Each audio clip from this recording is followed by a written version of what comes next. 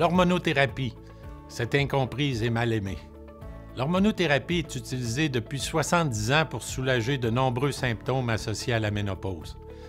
L'hormonothérapie améliore considérablement la qualité de vie des femmes qui souffrent de symptômes désagréables dans cette période de transition, comme les bouffées de chaleur et les sueurs nocturnes. Par contre, il y a 15 ans, malgré les bienfaits reconnus de l'hormonothérapie, les femmes se sont mises à abandonner leurs prescriptions et les médecins à cesser de les écrire. Que s'est-il passé? Ce sont les résultats des études de la Women's Health Initiative, la WHY, publiées en 2002 qui ont soulevé une tempête médiatique et provoqué des controverses. Cette étude se penchait sur les effets à long terme de l'hormonothérapie chez les femmes ménopausées asymptomatiques et âgées de plus de 60 ans. L'analyse préliminaire de l'étude indiquait que l'hormonothérapie ne faisait pas diminuer le risque de maladie cardiaque comme on avait pu l'observer chez les femmes ménopausées plus jeunes. Elle démontrait plutôt une augmentation du risque de caillots sanguins, d'AVC et de cancer du sein chez ce groupe de femmes plus âgées. La controverse qu'a suscité cette étude a eu des effets néfastes pendant des années, au point de priver les femmes d'obtenir une information appropriée et décourager toute une génération de professionnels de la santé de recommander l'hormonothérapie. En fait, 5 ans après l'étude, le recours à l'hormonothérapie avait subi une chute spectaculaire, même si aucune solution de rechange n'est aussi efficace pour traiter les symptômes de la ménopause. Il est aujourd'hui reconnu que ces décisions ont eu des conséquences négatives sur la qualité de vie des femmes en général et sur leur santé osseuse. Pourtant, les effets de la ménopause sur la santé des femmes sont les mêmes depuis des générations. Il faut donc recommencer à en parler et remettre les pendules à l'heure. Beaucoup de choses ont changé depuis la publication de l'étude de la WHY. Certaines des principales observations ont été remises en question et des recherches ultérieures avancent le fait que le mélange des groupes d'âge pourrait avoir contribué à certaines des conclusions trompeuses. Aujourd'hui, nous pouvons dire que pour la population féminine appropriée, l'hormonothérapie est sécuritaire et qu'elle est toujours le plus efficace des traitements contre les symptômes vasomoteurs et le syndrome génito-urinaire de la ménopause.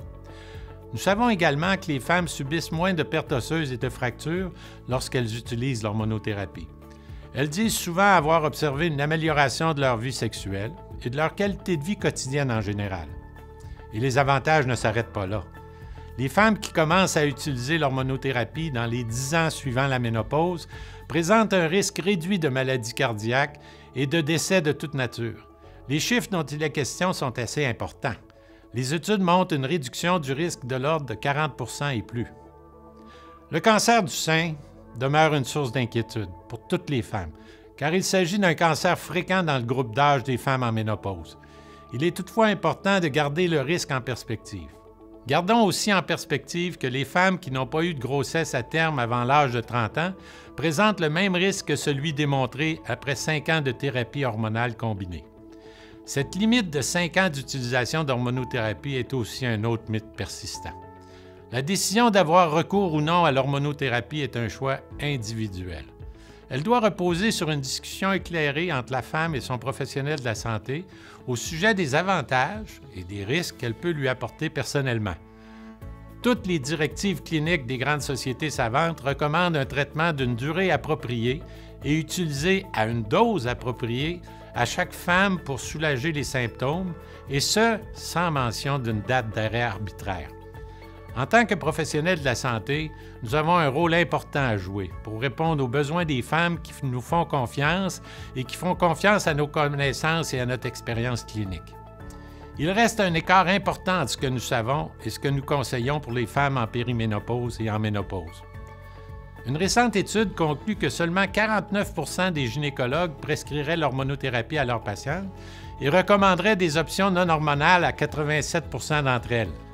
Pourtant, 84 % de ces mêmes médecins utiliseraient l'hormonothérapie pour elles-mêmes ou la prescriraient à leurs amis et aux membres de leur famille, ce qui laisse croire que les professionnels de la santé qui sont très au fait des données scientifiques sur le sujet et qui ont des années d'expérience clinique savent que l'hormonothérapie est en général sécuritaire pour la majorité des femmes. Il est grand temps de s'occuper sérieusement de cette incomprise et mal aimée qu'on appelle l'hormonothérapie. Pour la plupart des femmes symptomatiques en bonne santé, âgées de moins de 60 ans, et ménopausée depuis moins de 10 ans, l'hormonothérapie représente la meilleure et la plus sûre des options disponibles pour soulager les symptômes incommodants de la ménopause et améliorer leur qualité de vie. Les femmes ont besoin de le savoir. Elles ont besoin de savoir que même si nous ne prescrivons pas l'hormonothérapie pour prévenir des maladies chroniques comme les maladies cardiovasculaires, il existe des données probantes qui indiquent que l'hormonothérapie pourrait effectivement améliorer la santé de beaucoup de femmes. Nous savons qu'il est difficile de changer l'opinion publique. La peur et l'incertitude sont difficiles à déloger. Mais c'est notre travail de partager nos connaissances, surtout lorsque nos comportements montrent que nous n'avons pas la même crainte ou incertitude que nos patientes au sujet de l'hormonothérapie. Il est grand temps de corriger les légendes urbaines sur l'hormonothérapie et combattre les perceptions erronées et les fausses idées véhiculées sur les hormones.